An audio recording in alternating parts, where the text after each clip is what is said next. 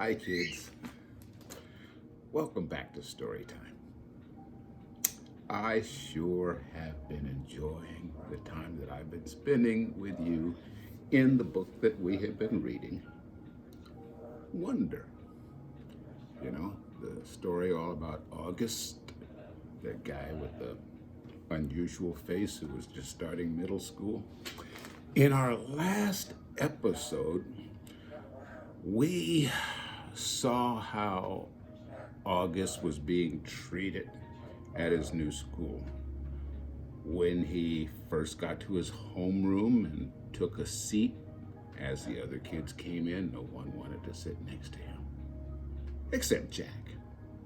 Jack who showed him around the first time he was there. The same thing happened to him at lunch, where while he was at lunch, no one was interested in sitting next to him either, except for one young lady who was part of a group that was sitting at another table, and they were all whispering and looking at him out of the side of their eyes. Except one of them picked up her tray, came over to his table, sat her tray down, and asked, "Is anyone sitting here?" To which he said no. She had set her backpack down, introduced herself, and started a conversation. And you notice something about their conversation when she said, "We both have something common in our names. You're August, I'm Summer. We have summer names. And we could make this the summer table and invite everybody who has summer names." You notice what she tried to do? She tried to find something that they had in common, as opposed to focusing on the difference. Wow. That is really something. Now, Jack, on the other hand, he seemed to be in mostly all of August's classes, and from each class that they went to, they would walk together, and they seemed like they were always being assigned seats next to each other. I don't know if it's a coincidence or if the teachers were told to do that or what. But he appears to be a good friend, August. And so now we've met this new character, Summer, that we can now add to our story. Okay, let's pick up on our next part of the story right now.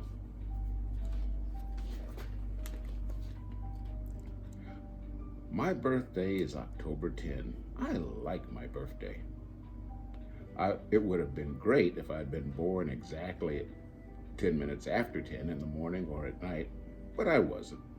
I was born just after midnight. But I still think my birthday is cool. I usually have a little party at home, but this year I asked Mom if I could have a big bowling party. Mom was surprised but happy. She asked me who I wanted to invite from my class, and I said everyone in my homeroom, plus Summer. "That's a lot of kids, Augie," said Mom. "I have to invite everyone because I don't want anyone to get their feelings hurt if they find out that other people are invited and they weren't, okay?" "Okay," Mom agreed. "You even want to invite the what's the deal kid?" "Yeah, you can invite Julian," I answered. "Geez, Mom, you should forget about that already." "I know, you're right."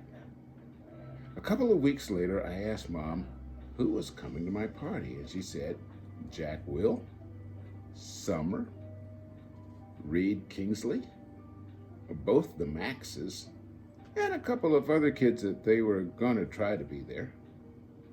"Like who?" Charlotte's mom said that Charlotte had a dance recital earlier in the day, but she was going to try to come over to your party if time allowed. And Tristan's mom said that he might come after his soccer game.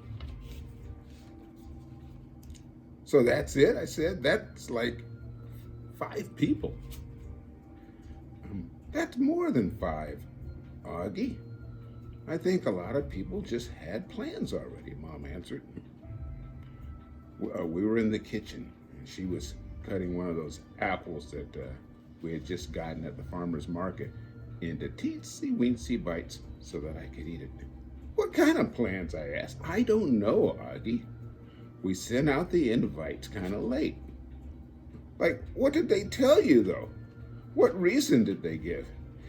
Everyone gave different reasons, Augie. She sounded a bit impatient. Really, sweetie, it shouldn't matter what their reasons are. People had plans, that's all. What did Julian give as his plans? I asked. You know, Mom said, his mom was the only person who didn't RSVP at all. She looked at me. I guess the apple doesn't fall far from the tree. I laughed because I thought she was making a joke, but then I realized she wasn't. What does that mean? I asked. Never mind, go wash your hands so that you can eat. My birthday party turned out to be much smaller than I had thought it would be, but it was still great. Jack, Summer, Reed, Tristan, and both Maxes came from school, and Christopher came, too, all the way from Bridgeport with his parents. And Uncle Ben came, and Aunt Kate and Uncle Poe drove in from Boston, though Tata and Papa were in Florida for the winter. It was fun because all the grown-ups ended up bowling in the lane next to ours, so it really felt like there was a lot of people there to celebrate my birthday. At lunch the next day, Summer asked me what I was going to be for Halloween. Of course, I've been thinking about it since last Halloween, so I knew right away. Boba Fett. You know, you can wear a costume to school on Halloween, right? No way, really? So long as it's politically correct. What, like no guns and stuff? Exactly. What about blasters? I think a blaster is like a gun, Augie. Oh, man, I said, shaking my head. Both Boba Fett has a blaster. At least we don't have to come like characters in a book anymore. In the lower school, that's what we had to do. Last year I was the Wicked Witch of the West from The Wizard of Oz. But that's a movie, not a book. Hello, Summer answered. It was a book first. One of my favorite books in the world, actually. My dad used to read it to me every night in the first grade. When Summer talks, especially when she's excited about something, her eyes squint like she's looking right at the sun. I hardly ever see Summer during the day, since the only class we have together is English. But ever since that first lunch at school, we sat at the summer table together every day. Just the two of us. So, what are you going to be? I asked her. I don't know yet. I know that I really want to go at what I really want to go as, but I think it might be too dorky. You know, Savannah's group isn't even wearing costumes this year. They think we're too old for Halloween. What? That's just dumb. I know, right? I thought you didn't care what the other girls think. She shrugged and took a long drink of her milk. So what dorky thing do you want to dress up as? I asked. Promise not to laugh?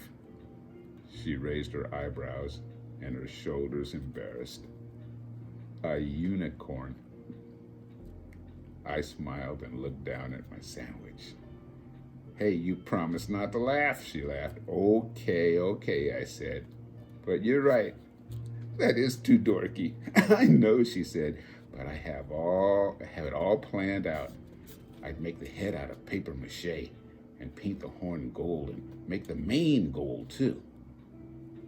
It would be so awesome. Okay, I shrugged. And then you should do it. Who cares what other people think, right? Maybe what I'll do is just wear it for the Halloween parade, she says, snapping her fingers. And I'll just be like a goth girl for school. Yeah, that's it. That's what I'll do. Sounds like a plan, I nodded. Thanks, Augie, she shrugged. You know, that's what I like about you. I feel like I can tell you anything. Yeah, I answered, nodding. I gave her a thumbs up sign. Cool beans.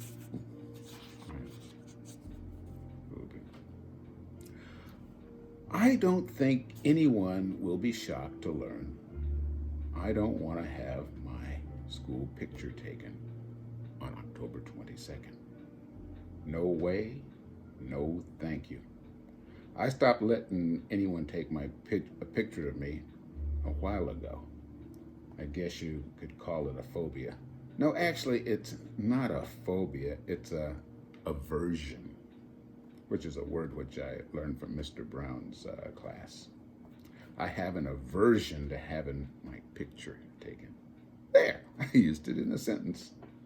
I thought Mom would try to get me to drop my aversion to having my picture taken for school, but she didn't. Unfortunately, while I managed to avoid having the portrait taken, I couldn't get out of being part of the class picture. Ugh. The photographer looked like he had just sucked on a lemon when he saw me. I'm sure he thought I ruined the picture. I was one of the ones in the front, sitting down. I didn't smile, not that anyone could tell if I had. I noticed not too long ago that even though people were getting used to me, no one would actually touch me. I didn't realize this at first because it's not like kids go around touching each other that much in middle school anyway. But last Thursday in dance class, which is like my least favorite class, Miss Atanabe, the teacher, tried to make Zima Chin be my dance partner.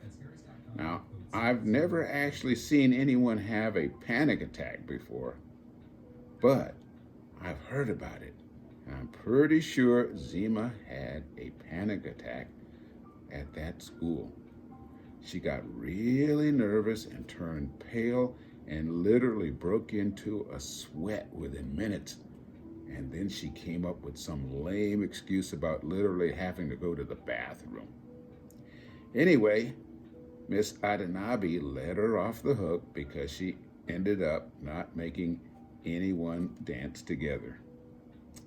Then yesterday in my science class elective, we were doing this cool mystery powder investigation where we had to classify a substance as either an acid or a base. Everyone had to heat their mystery powder on a heating plate and make observations.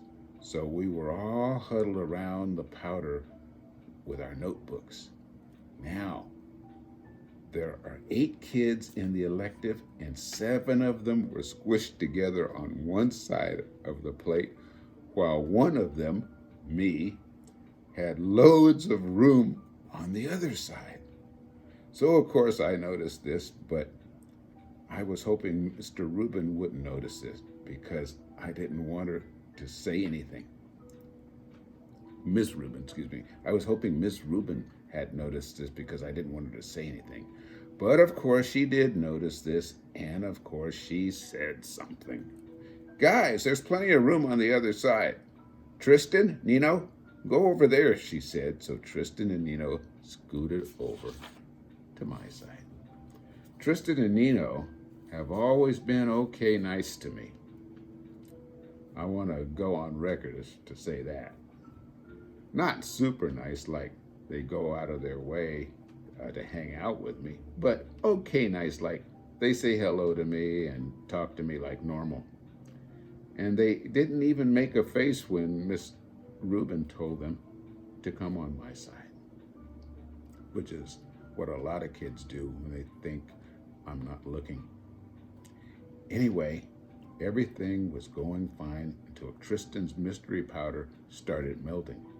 He moved his foil off the plate just as my powder began to melt too, which is why I went to move mine off the plate, and then my hand accidentally bumped his hand for a fraction of a second.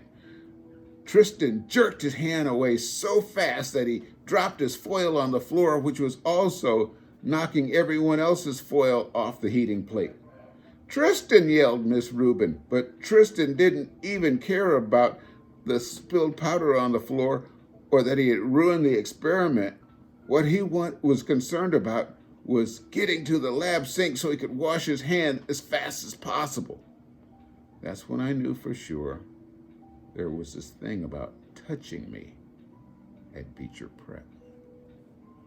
I think it's like the cheese touch in Diary of a Wimpy Kid.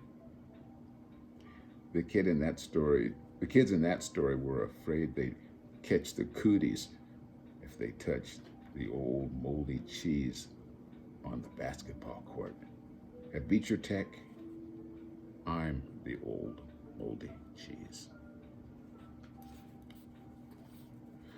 For me, Halloween is the best holiday in the world. It even beats Christmas. I get to dress up in a costume. I get to wear a mask. I get to go around like every other kid with a mask, and nobody thinks I look weird. Nobody takes a second look. Nobody notices me. Nobody knows me. I wish every day could be Halloween. We could all wear masks all the time. Then we could walk around and get to know each other before we got to see what we looked like under the mask. When I was little, I used to wear an astronaut helmet everywhere I went, to the playground, to the supermarket, to pick up Via from school, even in the middle of summer. Though it was so hot, my face would sweat. I think I wore it for a couple of years, but I had to stop wearing it when I had my eye surgery.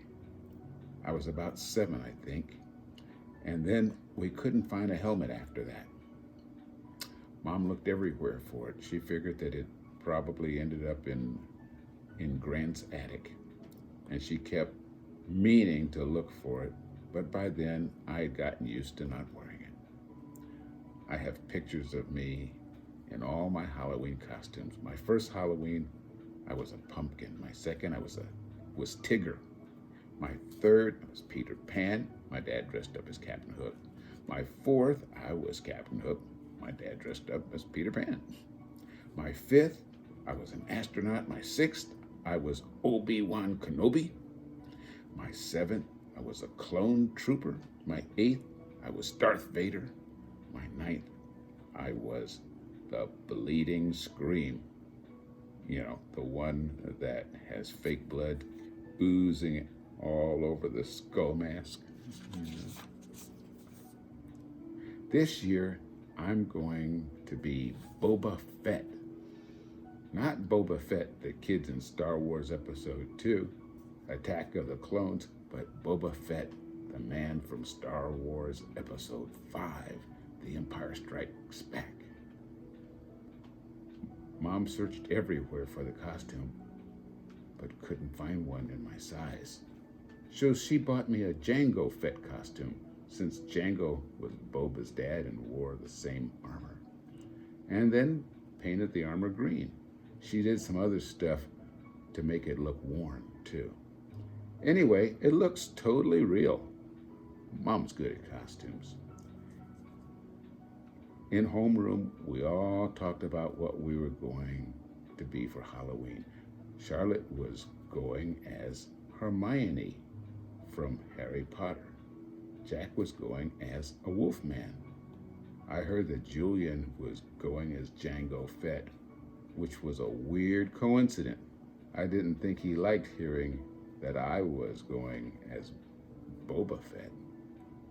On the morning of Halloween, Via had this big crying meltdown about something. Via's always been so calm and cool, but this year she's had a couple of these kinds of fits. Dad was late for work and was like, Via, let's go, let's go. Usually Dad is super patient about things, but not when it comes to his being late for work. And his yelling just stressed out Via even more, and she started crying louder. So Mom told Dad to take me to school and that she'd deal with Via. Then Mom kissed me goodbye quickly before I even put on my costume and disappeared into Via's room. Augie, let's go now, said Dad. I have a meeting I can't be late for. I haven't put on my costume yet, so put it on already. 5 minutes. I'll meet you outside. I rushed to my room and started putting on my Boba Fett costume, but all of a sudden I didn't feel like wearing it. I'm not sure why. Maybe because I had all these belts that needed to be tightened and I needed someone to help me put it on. Or maybe it was because it still smelled a little like paint.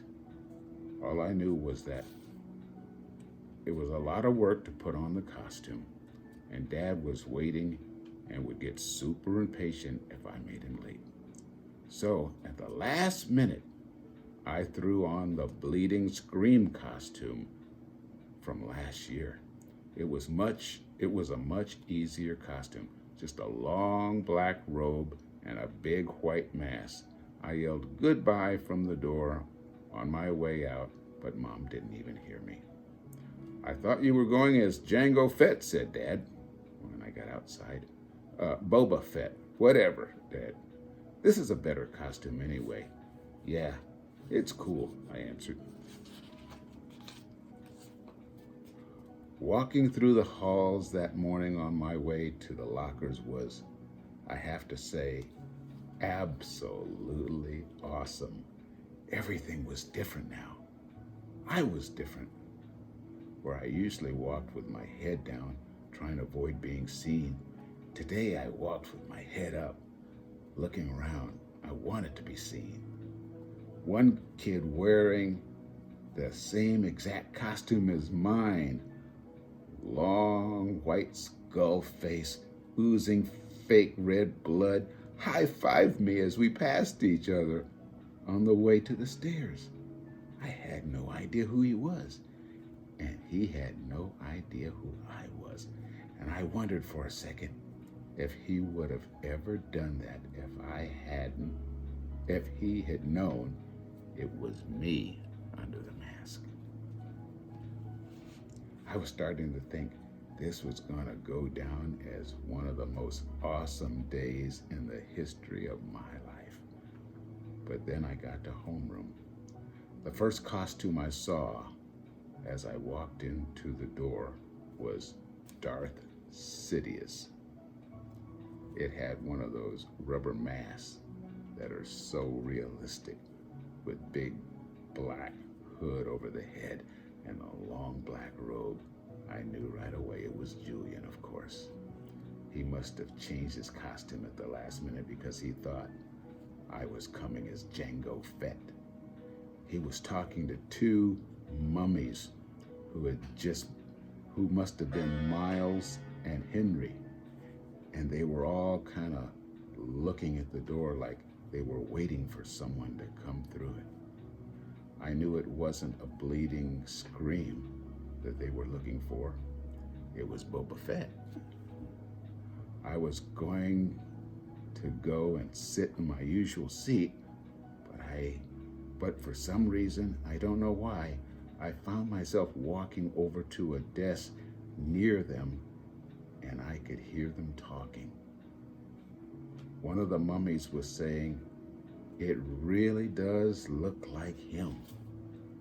Like This part especially, answered Julian's voice. He put his fingers on the cheeks and eyes of the Darth Sidious mask. Actually, said the mummy, what he really looks like is one of those shrunken heads. Have you ever seen those? He looks exactly like that. I think he looks like an orc. Oh yeah. If I look like that, said Julian's voice, kind of laughing, I swear to God I'd put a hood over my face every day. I've thought about this a lot, said the second mummy, sounding serious, and I really think if I looked like him, seriously, I think I'd kill myself. You wouldn't, answered Darth Sidious. Yeah, for real, insisted the same mummy. I can't imagine looking in the mirror every day and seeing myself like that. It would be too awful and getting stared at all the time. Then why do you hang out with him so much? asked Darth Sidious. I don't know, answered the mummy. Tushman asked me to hang out with him at the beginning of the year, and he must have told all the teachers to put us next to each other in all of the classes or something. The mummy shrugged. I knew the shrug, of course. I knew the voice. I knew I wanted to run out of the class right then and there. But I stood where I was and listened to Jack Will finish what he was saying. I mean, the thing is, he always follows me around. What am I supposed to do? Just ditch him, said Julian. I don't know what Jack answered because I walked out of the class without anyone knowing I had been there.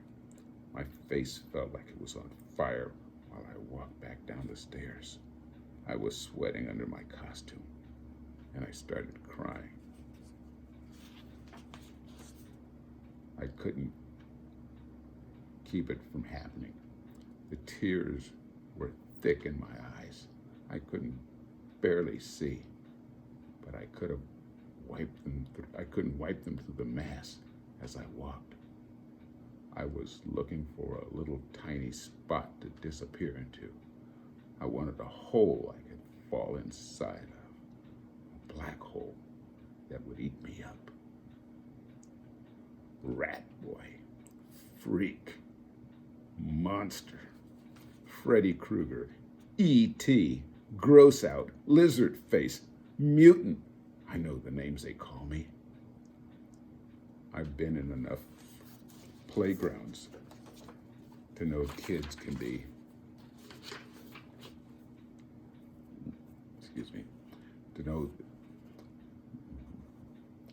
to know kids can be mean.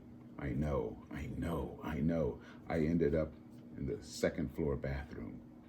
No one knew I was there because first period had started and everyone was in class. And I locked the door to my stall and took off my mask and just cried for I don't know how long. Then I went to the nurse's office and told her I had a stomach ache, which was true because I felt like I'd been kicked in the gut.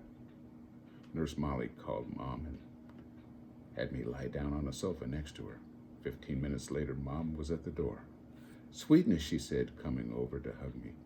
Hi, I mumbled. I didn't want her to ask anything until afterwards. You have a stomach ache? She asked, automatically putting her hand on my forehead to check for a temperature. He said he feels like throwing up, said Nurse Molly, looking at me with very nice eyes. And I have a headache, I whispered. I wonder if it's something you ate, said Mom, looking worried. There's a stomach bug going around, said Nurse Molly. Oh, geez, said Mom, her eyebrows going up as she shook her head. She helped me to my feet. Should I call a taxi or are you okay to walk home? I can walk. What a brave kid, said Nurse Molly, patting me on the back as she walked us towards the door. If he starts throwing up or runs a temperature, you should call the doctor. Absolutely, said Mom. shaking Nurse Molly's hands. Thank you so much for taking care of him.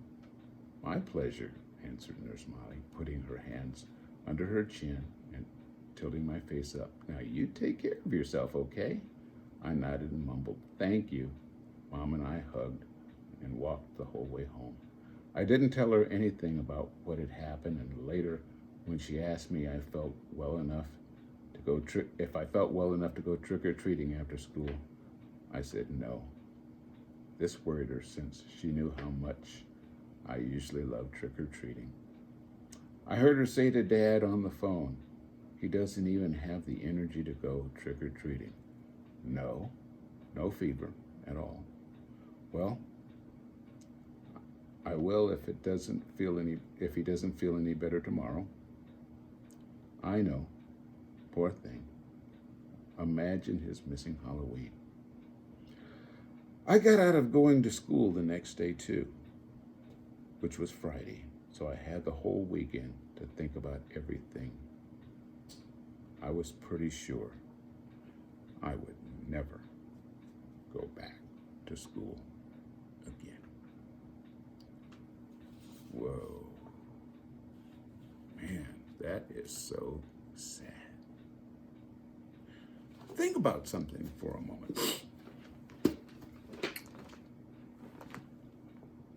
Augie and Jack, they've been hanging around together from class to class. He sits next to him, he talks to him a lot. At lunchtime, Summer sits with him, they talk. Nobody else sits at the table except Summer and Augie. I'm going to change the subject for just a second.